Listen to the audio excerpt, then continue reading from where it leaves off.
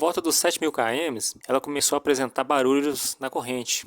No início ali eu achei que fosse até normal, né? Falta de lubrificação ou até mesmo a regulagem da corrente. Mas o barulho só aumentava e depois de algumas pesquisas descobri que é algo crônico da Yamaha, né? Esse barulho, especificamente das 250 e agora da FZ15. Para resolver isso eu comecei a utilizar o lubrificante da motor.